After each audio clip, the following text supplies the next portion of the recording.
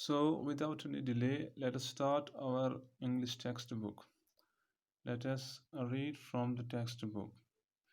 If you are not able to see the image clearly here on the screen, then you can open page number 97 of your English textbook and see from there. I will read from here the story, you can see from there, right? So, let us start the textbook. How to wars change our lives, our minds, and our daily routine. Read the story and find out how wars disturb everything and make us anxious and panicky. So, this is the story which tells us about the effects of war. Whenever there occurs a war, there are indications of a war. It leaves a bad effect on one's mind, right? This is what the author says here. He says, you might have seen these wars have diverse effects on one's life. It changes one's mentality, it changes one's daily routine, it overall affects one's whole life. ठीक है, एक जंग की अफवाह जो फैलती है, जंग की इंडिकेशन जब होती है दो मुल्कों के दरमियान, उस टाइम पर क्या होता है, ये इंसान के जहन को तबाह करता है, इंसान की जो डेली रूटीन है उसमें सुकून नहीं रहता है, तो overall it effects the whole life, ये पूरी ज़िंदगी को इफ़ेक्ट करता है, असर पड़ता है इससे. ठीक है, whenever there are indications of an war, right. Read the story and find out how wars disturb everything and make us anxious and panicky, right. So here he says that you will find in the story, once you read it, the bad effects, the ill effects of this very war, right. It makes one's life anxious and panicky. एक इंसान को क्या बनाता है, anxious बनाता है, बेचैन बनाता है, एंड पैनिकी, ये एक इंसान के अंदर खौफ व हिरास पैदा करता है. ठीक. सो an old man with steel-rimmed spectacles and very dusty clothes sat by the side of the road. Here the story begins like this. This is a story which revolves around an old man. ठीक? I told you in the very beginning that the story revolves around one famous character, and that very character is the old man. ठीक? The whole story revolves around that very person, right? तो क्या कहता है यहाँ पर, an old man with steel rimmed spectacles. Spectacles means goggles. ठीक है, जो ऐनक होती है. An old man sat by the side of the bridge and he wore steel rimmed स्पेक्टैकल्स. उसके जो रिम्ड, स्टील रिम्ड का मतलब उसके जो एजेस होते हैं ऐनक के, तो वो स्टील के बने थे. ठीक है, तो ही वॉज वेरी डस्टी, उसके कपड़े गंदे थे. And he sat by the side of the road. Sat is the past form of sit. सो वो वहाँ पर रोड के एक साइड में बैठा था. There was pontoon bridge across the river and carts, trucks and men, women and children were crossing it. तो जिस साइड पर बैठा था वहाँ पर एक pontoon bridge था. Pontoon bridge it is a kind of river bridge supported by floating flat bottomed boats. ठीक है, इसके नीचे जो नीचे वाला साइड होता है इस पुल का, that is a kind of flat, right, flat bottom floor, right. सो इसका जो बॉटम होता है that is a kind of flat board, एक बोर्ड की तरह होता है ये पुल. ठीक, it is what is called pontoon bridge. तो वहाँ पर एक पॉन्टून ब्रिज होता है उस दरिया के आर पार. तो वहाँ पर गुज़रते हैं कार्ट्स माने बैलगाड़ियाँ, वहाँ पर ट्रक्स गुज़रते हैं, वहाँ पर मेन, बच्चे, औरतें और बहुत सारे लोग वहाँ पर इसको क्रॉस कर रहे हैं. The mule drawn carts staggered up the steep hang from the bridge with soldiers helping to push against the spokes of the wheels. वहाँ पर कुछ mule drawn carts staggered means stand और वॉक अनस्टेडली. ठीक है, बड़ी मुश्किल से चलना. ठीक है, बड़ी आहिस्ता आहिस्ता से मुश्किल से चलना. ठीक है, तो वहाँ पर कुछ बैलगाड़ियाँ थी जो बड़ी मुश्किल से चल रही थी. स्टीप हैंक का मतलब है जो ब्रिज था, it was a kind of sloppy. ठीक है, इसमें एक स्लोप था, that's why it's called steep hank, right. With soldiers helping to push against the spokes of the wheels. जो व्हील होता है बड़ा टायर होता है, उसमें स्पोक्स होते हैं बड़े बड़े, इस बुल कार्ट में, इस कार्ट्स में, बैलगाड़ियों में। तो ये सोल्जर्स क्या करते हैं, उसको धक्का देते हैं, पुश करते हैं जब ये बैलगाड़ियाँ गुजरते हैं। क्यों? Because this bridge is a kind of steep hank, it is a kind of sloppy bridge, इसमें स्लोप होता है, that's why they are pushing the wheels. The trucks ground up and away heading out of it all. वहाँ से क्या करते हैं, बड़ी बड़ी गाड़ियाँ गुजरते हैं, वो आहिस्ता आहिस्ता आगे चली जाती हैं। The peasants plodded along in the ankle deep dust। वहाँ पर कुछ किसान होते हैं, they plod, walk slowly with great difficulty। वो भी बड़ी मुश्किल से गुजरते हैं वहाँ पर। उनके जो एंकल्स जो है, घुटने जो है, तो वो क्या क्या करते हैं वहाँ पर, डस्ट में बड़े हुए होते हैं, डस्ट में बंद हुए होते हैं वहाँ पर। They walk slowly with great difficulty while their ankles are filled with dust, but the old man sat there without moving।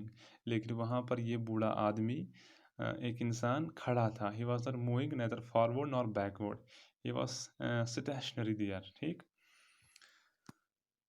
he was too tired to go any farther। he was too tired मैं थका हुआ, ये बहुत थका हुआ था, नहीं अब बहुत to go any farther, अब ये कुछ दूर नहीं जा सकता था। why? because he was too tired। It was my business to cross the bridge, explore the bridgehead beyond, and find out to what point the enemy had advanced। It was my business to cross the bridge। Now here tells us it was my business, it was my work। ठीक है, ये मेरा काम था। अभी कौन आ गया यहाँ से बीच में? तो यहाँ पर अर्नेस्ट हेमिंग्वे स्टोरी बता रहा था, लेकिन अब अभी कहता कि it was my own business, या अब ये मेरा काम था टू क्रॉस द ब्रिज, इस ब्रिज को क्रॉस करना। Actually it here refers to the soldier, right. मैंने आपको बिगनिंग में बताया था कि जो story, it is a kind of conversation between news reporter and old man. लेकिन यहाँ पर न्यूज़ रिपोर्टर रिप्रेजेंट करता है सोल्जर, अर्नेस्ट हेमिंग्वे प्रेजेंट करता है उसको एज ए सोल्जर। यहाँ पर सोल्जर एक आता है, वो बोलता है कि मुझे इस ब्रिज को क्रॉस करना है। ठीक, this is the kind of bridge, he has to cross this bridge, right. Explore the bridge head beyond, why he had to cross here, क्योंकि इसको एक्सप्लोर करना था बियॉन्ड द ब्रिज, इस ब्रिज के आगे जो यहाँ पर मैदान है, यहाँ पर इलाका है, इसको यहाँ पर एक्सप्लोर करना है, खोज निकालना है। He had to search here the indications of an enemy, क्या यहाँ पर कहीं पर दुश्मन नज़र नहीं तो आ रहा है। And find out to what point the enemy had advanced, he has been sent there to check the enemy's position, where is the location of the enemy। ठीक है, he had been sent there to find out the traces of the enemy, उसको यहाँ पर दुश्मन के निशान ढूंढने हैं, कहीं तो वो वहाँ पर कहाँ पहुँच गया है। I did this and returned over the bridge। ठीक, तो इसने ऐसा किया, उसने वहाँ पर एक्सप्लोर किया एनिमी के बारे में, and return over the bridge, information हासिल की, finally he returned over the bridge, अब वो ब्रिज के पार वापस आ गया। And there were not so many carts now and very few people on foot, but the old man was still there। So he had seen this old man when he came there first time, ठीक है, when he arrived there। ठीक, but when he returned from the exploration, when he returned from that very position after exploring that very site, he found that this old man was still there। उसने इस बूढ़े आदमी को वहीं पर फिर से पाया। वहाँ पर कुछ लोग अब पैदल गुजर रहे थे, लेकिन इसने इस बूढ़े आदमी को वहाँ पर फिर से पाया। तो इस सोल्जर ने क्या किया, Where do you come from? I asked him। Here I refers to soldier, right? It refers to here soldier who has been sent by the authorities to check out the position of the enemy from the other side of the bridge। तो इसने इसे कहा, Where do you come from? आप कहाँ से आ गए? I asked, मैंने उसको कहा, किसको? इस old man को कहा, right? तो what he says, from San Carlos, he said and smiled। उसने कहा, I came from a town and the name of the town is San Carlos, he said and smiled। उसने smile किया। Here the critics say that why does he smile here? Actually he was feeling proud about his town। ठीक, उसको अपने town का नाम पसंद लेना, गांव का नाम बहुत पसंद था। ठीक है, that's why he smiled here। तो he said that I came from San Carlos। That was the native town, and it gave him pleasure to mention it, and he smiled. This is what he mentioned. That was the native town. वो उसका एक अपना मुल्क था जहाँ पर वो रहता था, जहाँ पर वो पैदा हुआ था. And it gave him pleasure to mention it, and he smiled. इसको बहुत खुशी हुई जब उसने अपने गाँव का नाम लिया और उसने मुस्कुराया, because he was feeling proud about his town. I was taking care of animals, he explained. उसने कहा, so I usually take care of animals. मैं animals जो पालतू जानवर हैं उनका ख्याल रखता हूँ. Oh, I said, not quite understanding. Soldier ने कहा, ये हैरान हो गया, मुझे तो समझ नहीं आ रहा है. Why does he say that? Because the physical experience of this very old man does not look like that he used to rear animals. वहाँ से नहीं लग रहा था कि एनिमल्स को पाल रहा है. ठीक है. That's why he said that.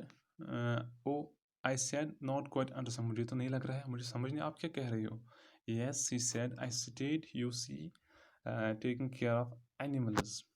हाँ, उसने कहा, मैं यहाँ पर रुका हूँ, आपने देखा, मैं एक्चुअली एनिमल्स का ख्याल रखता हूँ, एनिमल्स को पालता हूँ. I was the last one to leave the town of San Carlos. और मैं लास्ट पर्सन था जब जिसने सैन कार्लोस टाउन को लीव किया. मुझसे पहले सभी वहाँ से निकल गए थे. He did not look like a shepherd nor a herdsman, and I looked at his black dusty clothes and his grey dusty face and his steel-rimmed spectacles and said, "What animals were they?" तो ये कहता है soldier, I was continuously looking at his face. ठीक है, because he does not appear to be a herdsman or shepherd.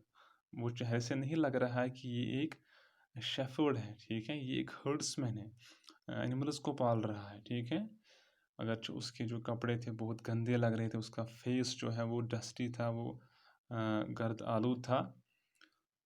ठीक, तो उसने क्या कहा, मैंने उसके पूरे चेहरे को देखा, मैंने उससे फिर सवाल किया. I asked him, I told him what animals were they. अच्छा, आप कौन सा एनिमल्स पाल रहे हैं. Various animals, he said. उसने कहा, बहुत सारे किस्म के animals I used to rear.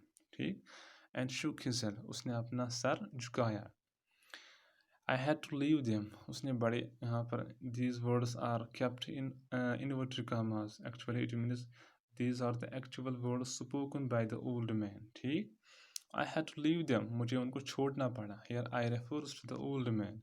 लेकिन मुझे उनको छोड़ना पड़ा because the condition was not good. I was watching the bridge and the African looking country of the Ebro Delta and wondering how long now it would be before we would see the enemy, and listening all the while for the first noises that would signal that have a mysterious event called contact, and the old man still sat there. तो ये कहता है, ये soldier, I was continuously watching there beyond the bridge, around the bridge, and African looking country of the Ebro Delta. Ebro is a kind of river in Spain. ठीक है, it is one of the famous rivers in Spain. So delta, it is a kind of triangular shape formed at the mouth of the river. You may have read about it in geography, so you can learn about from there. तो मैं वहाँ पर जो दरिया था, वहाँ पर उसका माउथ था इब्रो रिवर का. I was continuously looking at it, and I was looking at the position of the enemy. मैं देख रहा था कि हैरानी की ओर, हैरानी से कि कहीं दुश्मन जो है वो कब तक आएगा, कब तक दिखेगा हमें. तो पूरे अरसे तक मैं वहाँ पर देखता रहा कि कब वो अरसा होगा जब वहाँ पर शोर उठेगा. That would signal ever mysterious event. वो mysterious means something whose cause is hidden, जिसकी वजह पता नहीं होती है. Even called contact, and the old man still sat there. He was continuously watching there. He was acting as a scout there. ठीक, वो यहाँ पर एक सिपाही जासूस की तरह काम कर रहा था. But this old man still sat there. ठीक है, he was static there. वो वहाँ पर खड़ा रहा. He neither moved forward nor backward.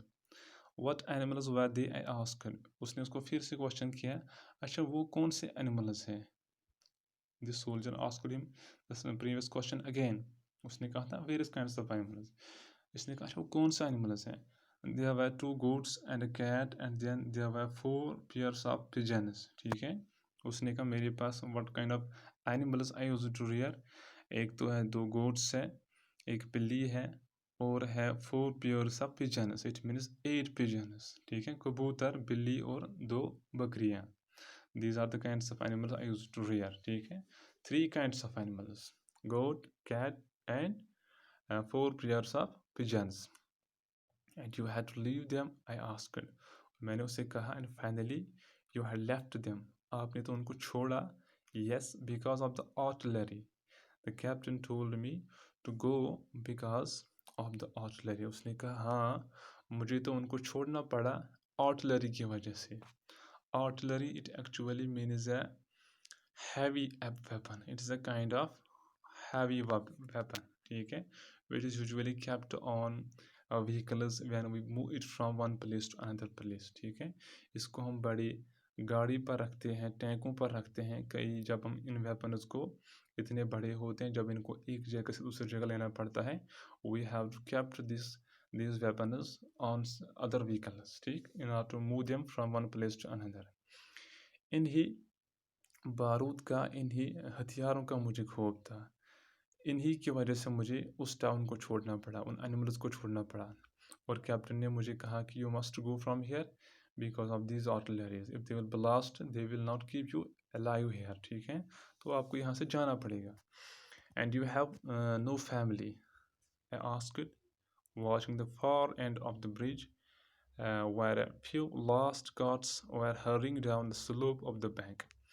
और मैंने उसको कहा कि and you have no family, आपके पास तो कोई फैमिली नहीं है, कोई फैमिली मेम्बर नहीं है।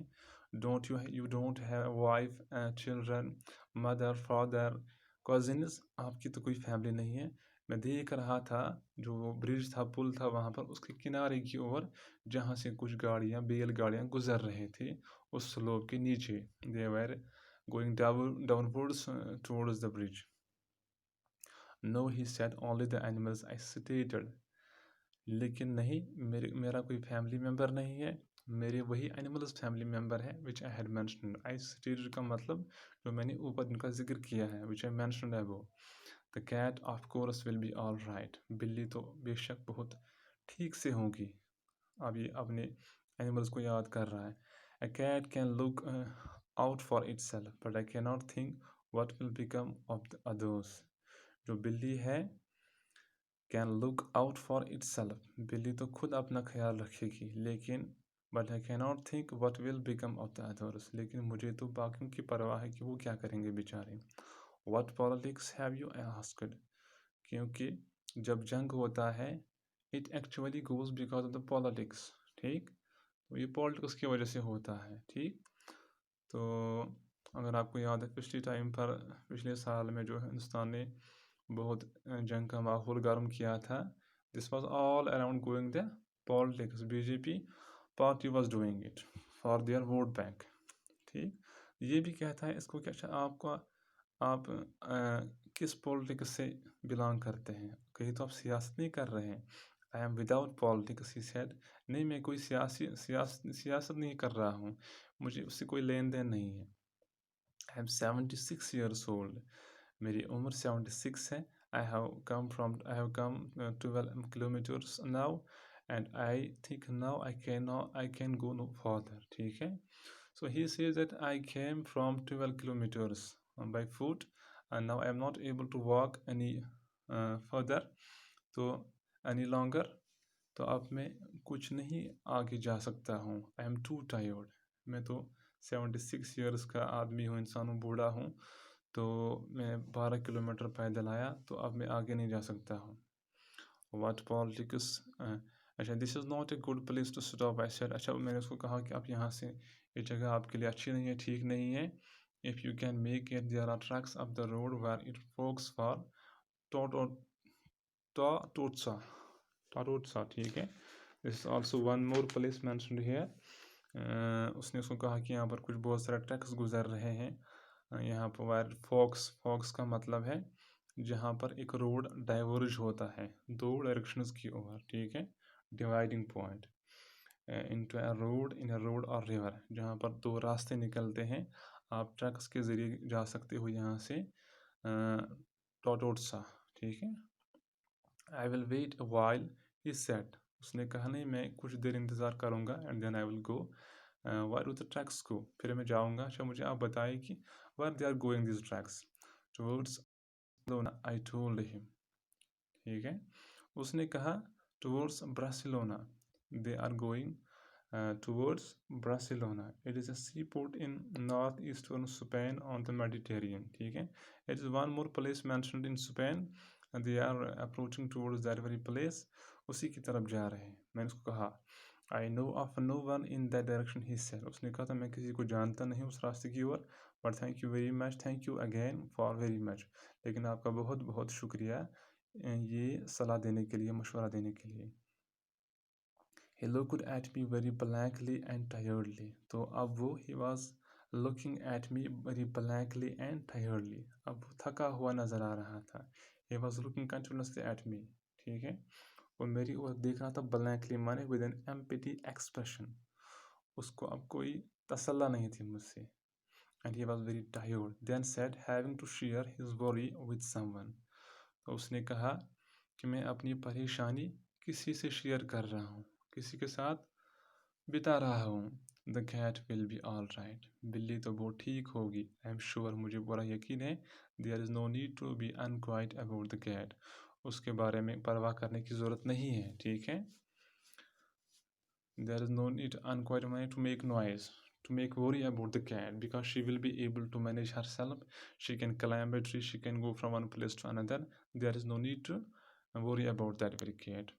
But the others, now what do you think about the others? लेकिन but the others, लेकिन जो बाकी है pigeons है, goats है, he was thinking about those animals. They will not be able to escape themselves, to save themselves. उसने कहा what do you think about the others? Soldier ने कहा आप क्या सोच रहे हो उनके बारे में?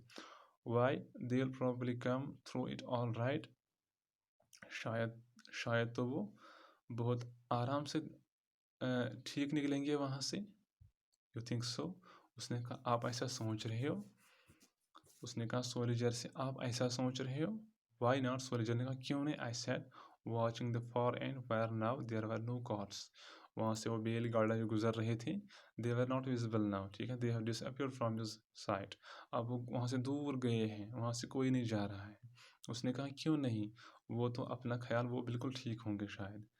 But what will they do under the artillery when I was told to leave because of the artillery? लेकिन उसने कहा अच्छा मुझे आप बताइए आर्टिलरी की वजह से वो वहाँ पर क्या करेंगे जब वो फट जाएगा, उसके नीचे से वो क्या कर रहेंगे। He was actually thinking about the disastrous consequences of this catastrophe of this वार। ठीक है, जंग की बुरी हालत क्या होगी, फिर एनिमल्स भी अपने आप को बचा नहीं पाएंगे। Did you leave the dog cage unlocked? I asked. Soldier ने कहा क्या आपने उसको डॉग केज का मतलब है जिसमें वो पिजन्स रहते थे, अनलॉक, क्या आपने उसको खुला रखा था? यस। उसने कहा हाँ। देन दे विल फ्लाई, तो फिर तो वो उड़ जाएंगे।